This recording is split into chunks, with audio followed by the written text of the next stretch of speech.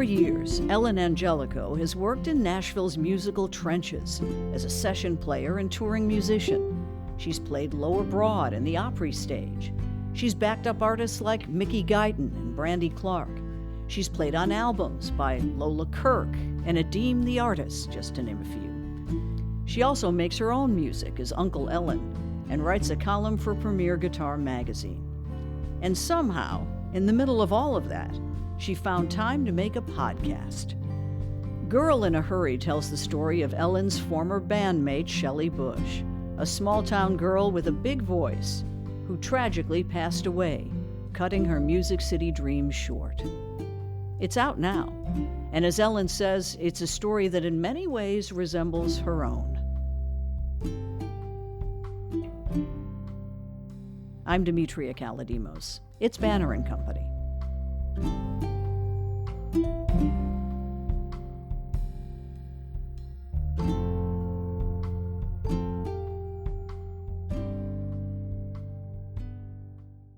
What was the first exposure to music? The first one that really mattered was the children's singer Raffi. Are you hip to Raffi?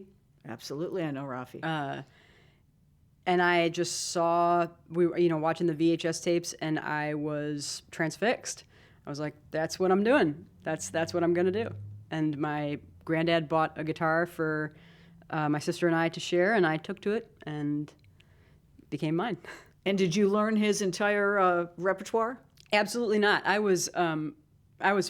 had 2 feet firmly planted in the Twinkle Twinkle stage for a long time because starting that young, I started when I was 4. You really don't have the motor skills. It's okay to start a kid that young on an instrument if they're really driven and excited about it. If they're not, they don't have the motor skills. They don't have the facility to really progress in a way that can retain their attention. So generally, if folks are like, "Oh, I got my kid, want to start lessons at 5 years old," it's maybe wait a couple years until they really got the muscle to brain connection. Yeah. So I'm imagining the guitar sitting on your lap and you playing, Hawaiian style. I don't know. There's a photo of me very, very young with a mandolin on my lap that I played that way. But yeah, I don't know. I think I really did take to it. Was guitar friend, confidant, entertainment, all of the above? Yeah, all of the above. It was just what I did from the beginning. In school, were you involved in organized music, or were you always? Yeah, gobbled it up. Got any opportunity to when orchestra started, I did the orchestra, and when I could join band too, I did that, and choir and jazz band and all the things. Marching band? Dare I ask? We really did. I went to a pretty small school, and we didn't have a football team, so marching band wasn't really a factor. It was kind of just every once in a while if there was a parade, and we were pretty lousy as far as marching band goes. But yeah, I did that. I mean, that's what I was playing trombone in the band at the time, and decided that was a chore because you have to hold it up, and your arms get tired. So I switched to clarinet because it seemed more practical. Yeah. I played piccolo in marching band. Did you really? That goes right up your sleeve. It's very, very portable. But you still got to hold your arms up here. I mean, it's still tiring. Yeah. Was that your crowd, the music and theater group, or? Yeah. Well, it was a pretty small school, so it was kind of, there weren't as many demarcations of the social kind of groups. And as you found yourself thinking about music as a career, was that encouraged or discouraged? Well, Demetria, I have no other marketable skills, so I think it was just sort of she better do that. That's all she's got, I mean, I think I was incredibly fortunate to grow up with parents that wanted me to be happy, however that was, however that played out. Yeah, so it definitely wasn't discouraged. Yeah. You found yourself at Berkeley up in Boston, right? Mm-hmm. That is sort of become, apart from the conservatory route, that's sort of become the ticket for someone that wants to work in this business, right? It sure seems that way, doesn't it? A lot of people go there. Any interesting professors up there? Oh my gosh, I had so many wonderful professors that made an impact. My all-time favorite was an amazing composer named Marty Epstein, and she taught counterpoint, which is this very old school kind of rules of the road for composition. And the way that she taught it made me fall in love with it. She's just a stunning communicator and teacher, the way that she can break down a complex idea and give it to you in a package that you can really wrap your head around. Amazing composer on her own. And I said, well, this woman is the greatest. I'm going to take every class that she teaches. And she taught a class about the music of John Cage and Morton Feldman, who are 20th century composers that have kind of an odd style. If you listen to a lot of songs, they don't really do a lot of songs. They compose with silence, and they compose with chants, and they compose with noise, and it blew my little mind. Just expanded the idea of what was possible with music. It showed me that everything is music and nothing is music. Everything is art and nothing is art. And it was very formative for me. So shout out to Marty Epstein. Isn't that what college or university is supposed to do, is open up those possibilities to you?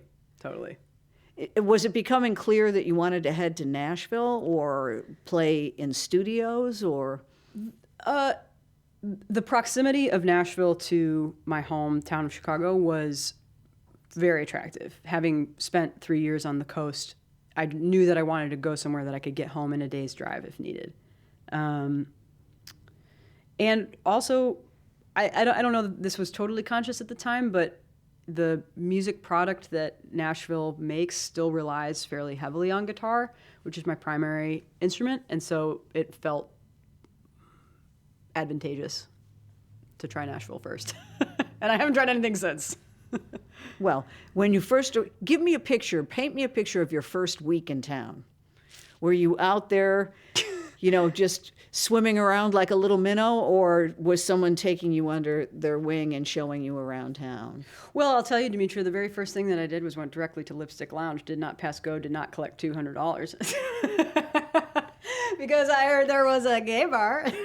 So I went there. I had a roommate that I had never met in a condo in Bellevue, and I went on Craigslist and was looking for people who were looking for musicians, and met people, started playing shows, and one thing led to another. Any early disappointments? I've not been disappointed by anything. Really? So you hit the ground running? I mess up a lot, but it's all, I don't know, it's all kind of pointed me eventually to where I want to be. We hear so much from people that have been here a long time that the scene has changed. You can't just walk up and down Music Row and knock on doors or give someone a song on a CD or a cassette because they won't take your intellectual property and run that risk. But it sounds like you found a community that was supportive and lifting you up and helping you. I've found many communities. I wish that everybody outside of Nashville could see the Nashville that I see. There is everything here. People who are doing all kinds of music, people who are pushing boundaries in all different areas, and not just music, all types of culture. And I love it. I really have fallen in love with it. And I suppose we'll be getting to my fledgling podcast shortly. But one of the things that exploring that story taught me was that scenes are impermanent, and that's okay. The woman that I did this podcast about, her name is Shelley Bush, and I realized in retrospect that she could have never existed at any other time downtown. It was just the right time. The bars hadn't all gone 3 stories yet. There were still bars that had country music only, and even within that, bars that had specific types of country music, bars that you knew you could go to hear outlaw music, bars that you knew you could go to hear countrypolitan or classic sounds. And it was just at that time, and there she was, and had she lived longer, the scene would have changed, and she probably would have fallen away from it. I think that it steered me away from romanticizing things that are gone. And it's just like, nope, that was beautiful, and it was this big, and it was just then, and that's okay. It's Banner and Company. I'm Demetria Kalodimos. We'll be right back.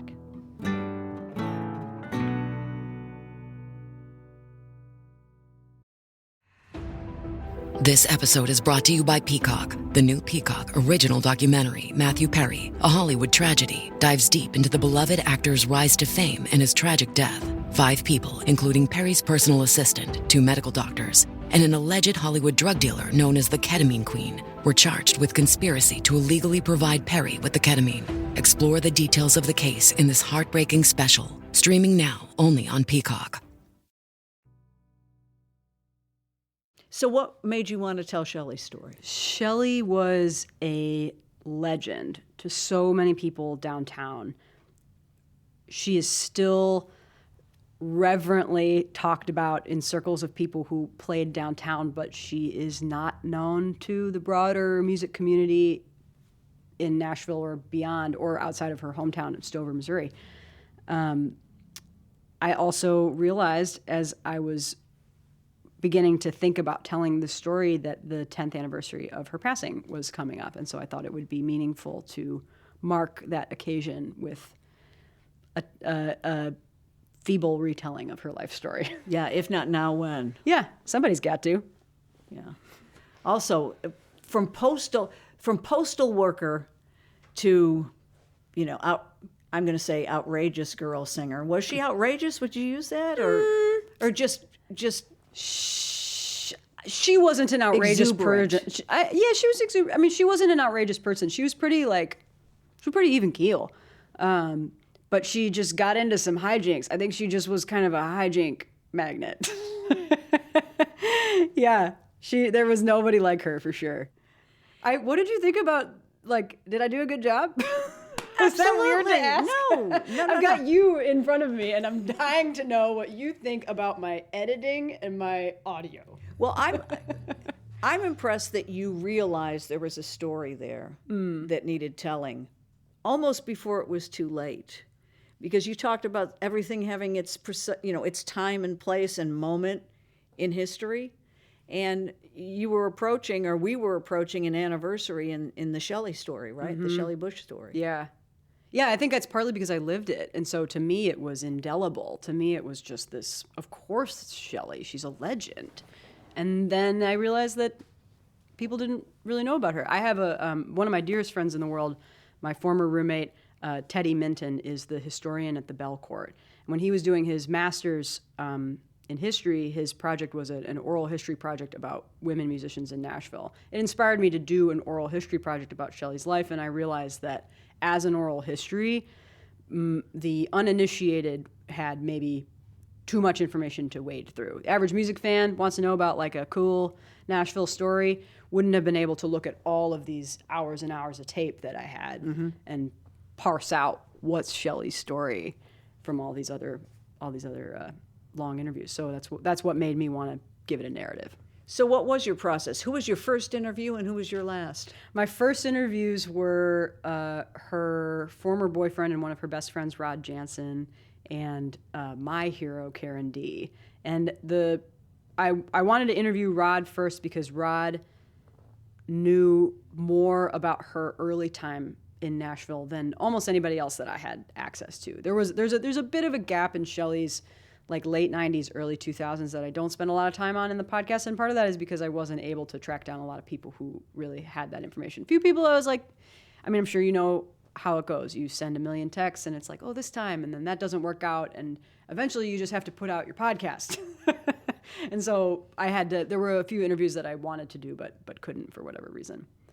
And then as far as the process goes, now looking back on it, I would do it totally differently. I would have organized everything differently. I would have done human transcripts from the beginning.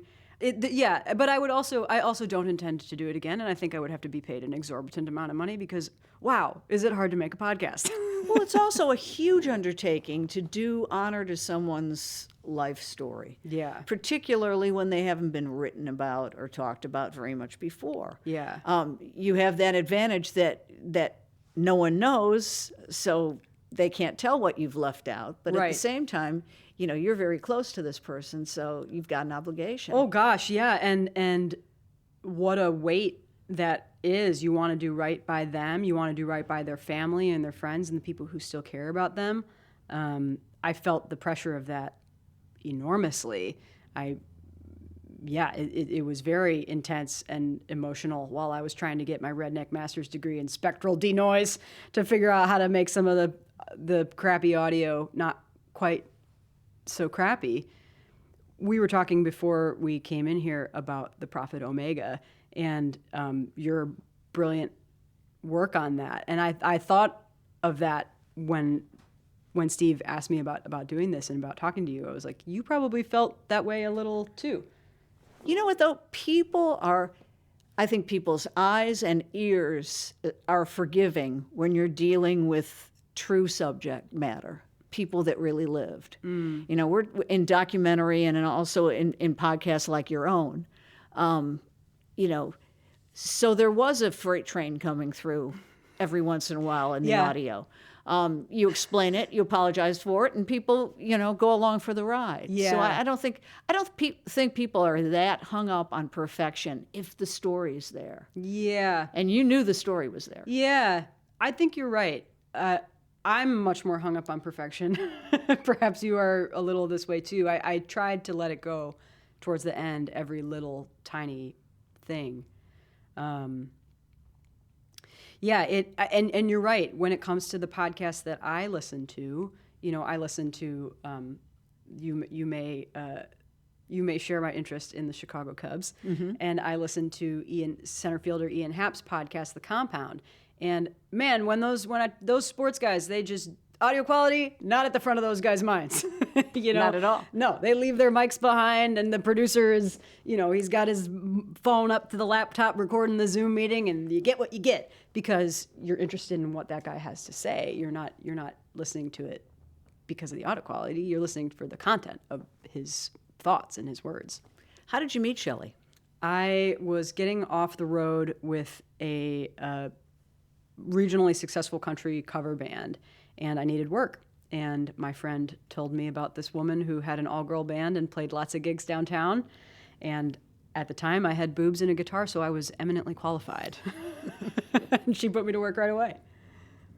And what kind of stuff? Covers, original music, what? She peppered in a few originals, but it was mostly covers because she was mostly playing downtown. And so it was, most of the bars downtown, you're not going to get people to come in and listen if you're not playing mostly covers. And the all-girl band was, of course, deliberate, but I'm also assuming quite skilled. Oh, yeah.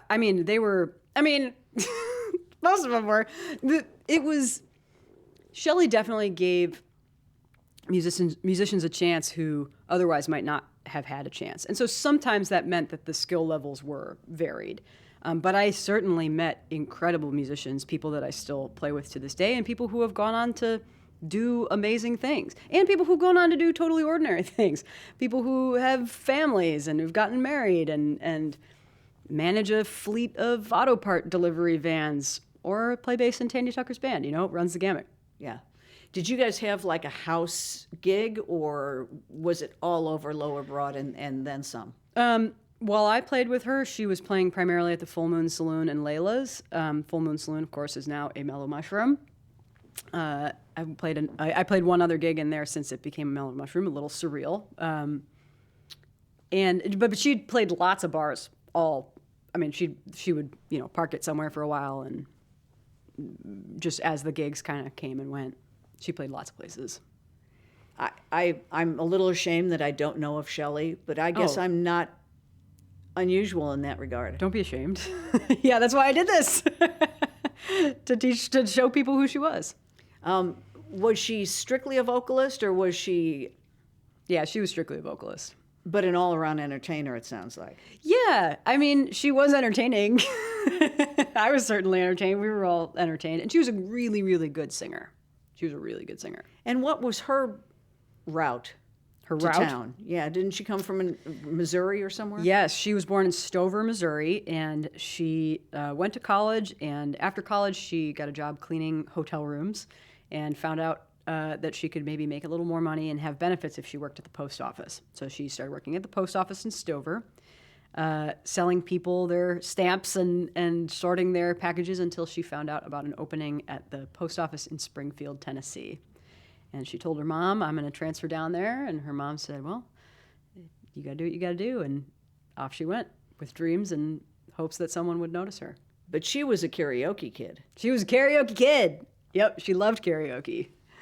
But the funny thing was, wasn't she like into Alabama and then some of the quote unquote girl singers? But yes, Alabama was learning the canon. Yeah, right? She loved country music. She really did. And Alabama was her favorite band, but she knew tons of music. Isn't that what people want or wanted at that period of time in a lower broad band, is to hear the songs as they heard them on the radio and on the records? Yeah, definitely. An interesting thing about Shelley's time that I didn't really have time to delve into in the podcast is that she sort of came up and there weren't a lot of other female lead singers at that time. There, of course, have been many great female lead singers on lower Broadway, and she wasn't the first. I certainly wouldn't claim that, but she did emerge in a pocket of time that it was vast majority dudes. And she really helped set the canon for musicians that followed her of girl songs that you would sing downtown. And people still kind of mostly follow her program. It's Banner and Company. My guest is musician, writer, and podcaster Ellen Angelico. Let's hear a little bit of Shelley Bush's music. Here is Girl in a Hurry.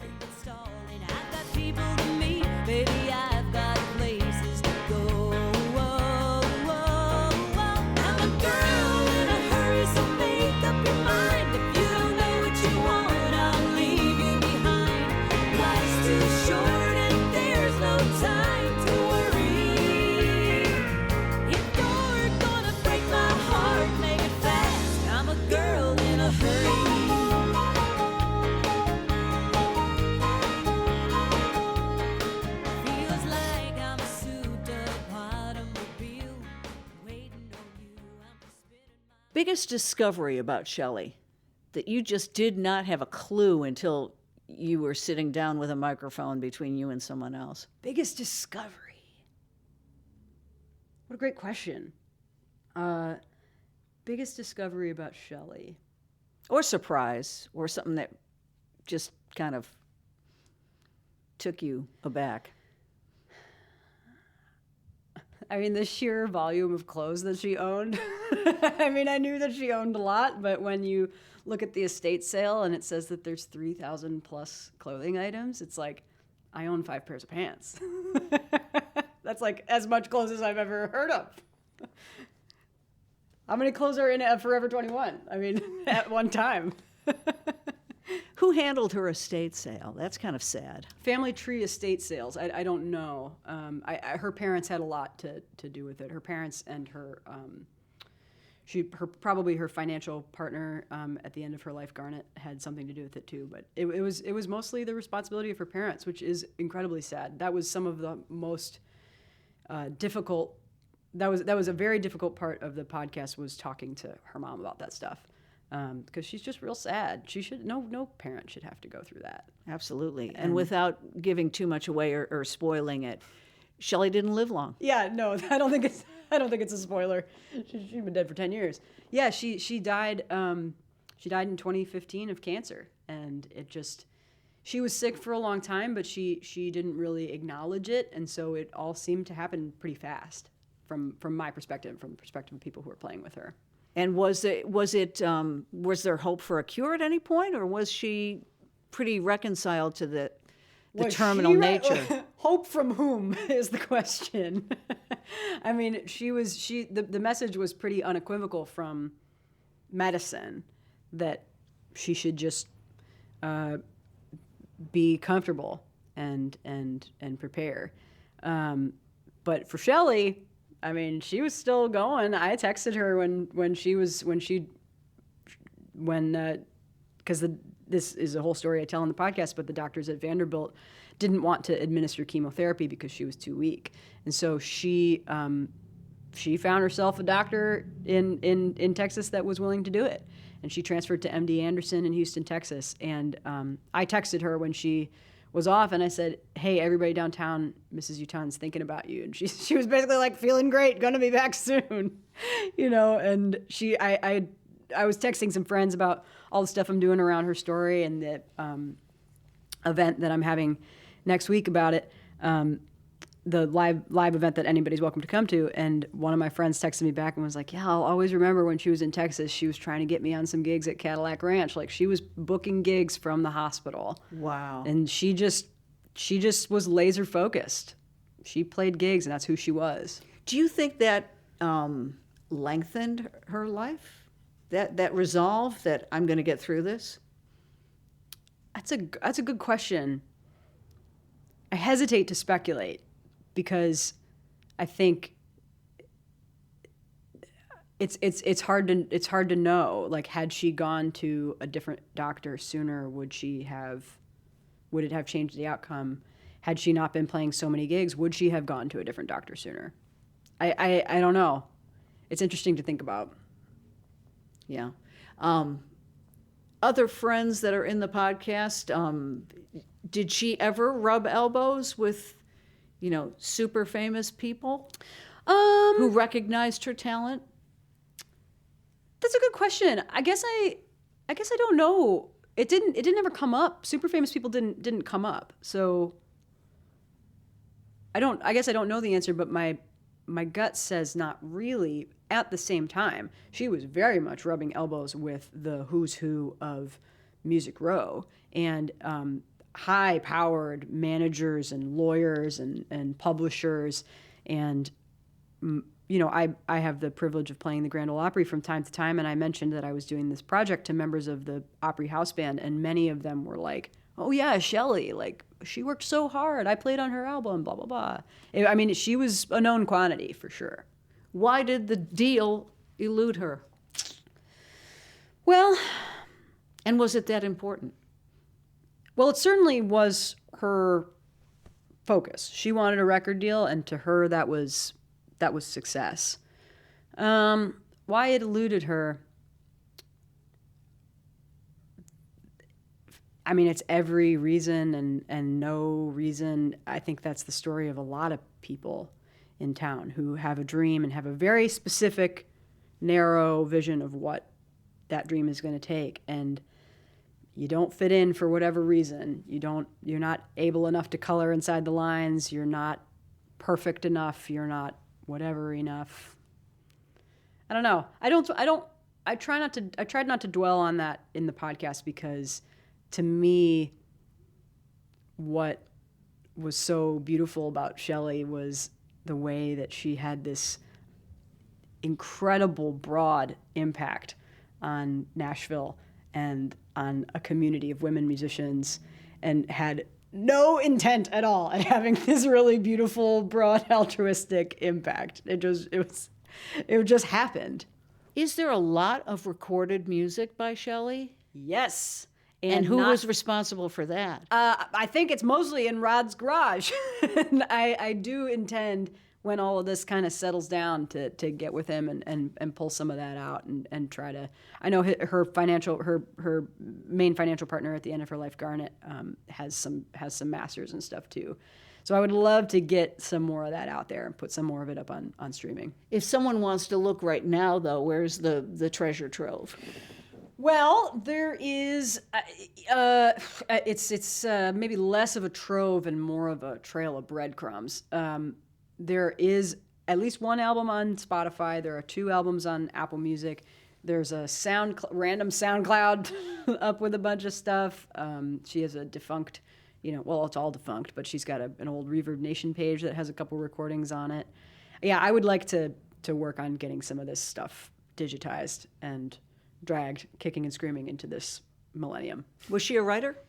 She wrote. I mean, she was always doing writes and making connections around town, but it was just that. It was a means of making a connection. I think she enjoyed writing songs, but where her heart was, what was in her DNA, was performing. Yeah.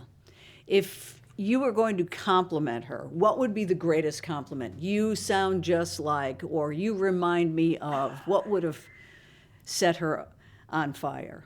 Oh, man. You mentioned Blue Bayou. Was she like Linda Ronstadt? Yeah, I mean, she did have that, like, incredible vocal control. That I think of when I think of Linda Ronstadt. I think, I mean, people compared her to her singing style to Martina McBride too. I think she would have been flattered by that. I think she wanted to be entertaining. I think if you just told her you had a good time, you enjoyed the show, I think that was what she wanted to hear more than anything. You're a star. And again, not that it matters, but I'm sure she didn't get rich. Did she struggle, or did she do okay? I mean, she worked more than anybody else. Like, there's just a sheer quantity of gigs was so far above and beyond anybody else who was working downtown at that time. And so I think she did all right. I mean, she definitely wasn't self-funding every new venture that she was doing. All of the, like, the albums and the photo shoots and stuff. She needed a leg up, but that's a lot of people. And was she waiting tables and doing other jobs, or was music it? Music was it. When she quit the post office, she did music full time. Yeah. It's pretty crazy. She's awesome. You know, and isn't that a Nashville success story in and of itself, when Totally. someone has never done anything but music? I mean, and I've never not had a day job. I've always had, like, things going on, and I do a little bit of everything. And so I certainly don't begrudge anybody for having a day job. Sure. It's comforting. It's secure. I know that I have this financial floor that I can build the rest of my stuff on. It enables me to say no to certain opportunities, maybe in a way that Shelley couldn't. You know, Shelley, if there was a paying gig, Shelley found a way to get there. And as a guitar player, I imagine you don't handle power tools, or you better not. Oh, but Demetria, as a gay, I love power tools. Nothing could make me more excited. What are you talking about? I love power tools. Be very, very careful. I'll try. I did drop. I have very nice humidifiers in my home because I have fine instruments that are riddled with cracks and problems. And my blender, the main the pitcher part. Yeah, the main chunk of my blender is exactly the right amount of water for the big humidifier in my music room. And there's nowhere really good to keep it because it's giant, so I keep it on top of the fridge. And the other day, I opened the fridge, and down came the blender onto my hand. And I had a session all this weekend, and I was like, my hand hurts. Like, I can't really play some of these chunky chords. So you're right, I should. But also, I've been, wanting to encase myself in a bubble for years now. It wasn't that long ago that I insisted on playing every gig in a helmet. I had to be disabused of that notion. I'm kidding, of course, kind of. And what don't you play? Woodwinds. I mean, I can, but I don't. But it's all the same after a while. I mean, they're all pretty much. I mean, not totally the same. I wouldn't proffer myself as a woodwind player, but if you gave me a weekend and a saxophone, I'm sure I could figure it out. You've said that Shelley's story is in a way your story. What are the parallels? Just a couple of working girls trying to get by. I mean, Shelley's story is everybody's story in this town. People who move here from somewhere else move here because they sense that there's an opportunity for them that they don't have. Shelley moved here from Stover, Missouri. I mean, a town with no stoplights and 20 roads. Her cousin told me, there's one grocery store, there's one beauty shop, there's two restaurants, one of which is not even open in the wintertime. I just thought that was such a perfect picture of small town Missouri. But even me, I moved here from a big city. But my friends who play music in Chicago do 85 million things. They might have an original music project that they're excited about, but they have a wedding band, which is different from their jazz band, and they teach lessons, and they host an open mic, and they work at a coffee shop. And in Nashville, I know that I'm going to make a certain amount of money every time I put a guitar on. And that's just not an opportunity that I could have had anywhere else. So I guess that's how I mean that my story is Shelley's story. We both wanted something different for ourselves. Okay, let's go out with some more music. Here is Uncle Ellen with Some Things Ain't Good to Be Good At. Ice skating, crocheting, you're not hurting anyone, you're just having some fun. But some things ain't good to be good at. Like playing games and leading people on. So I wish you'd take a step back and quit breaking all these hearts that aren't your own.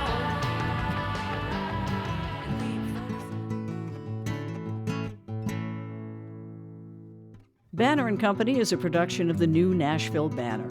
Our producers are Steve Haruch and Andrea Tudhope. The original music is by Verlin Thompson.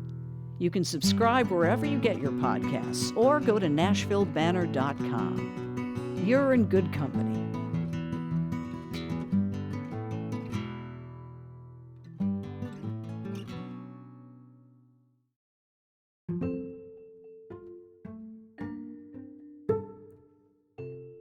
We do a little thing here on Banner and Company. The final question resides in the fishbowl. The question is in the fishbowl? Yep. Whichever one. several questions in this fishbowl. Whichever one you choose, Ellen. So choose wisely. I don't know what they are. Okay. Well, it's supposed to be a surprise. I'm so stressed out. It looks like the rocks look like nerds. Are y'all into nerds gummies? They do look a little like Or nerds. the clusters. The nerds Yeah. clusters. They're expensive, but they're good. Okay.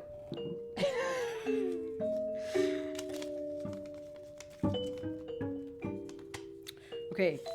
Now what? Tell us who it's from and Terrific.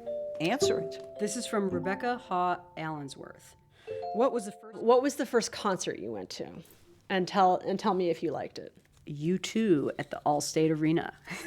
right down the road from Morton Grove. Yeah, Does it yeah. go back in the fishbowl? No, it can go out. And the year was, and what do you remember about it? I don't remember the year. I remember that it was a spectacle. I remember the production. I remember the incredible, huge guitar sounds. I thought it was awesome. And it was awesome. I love you too.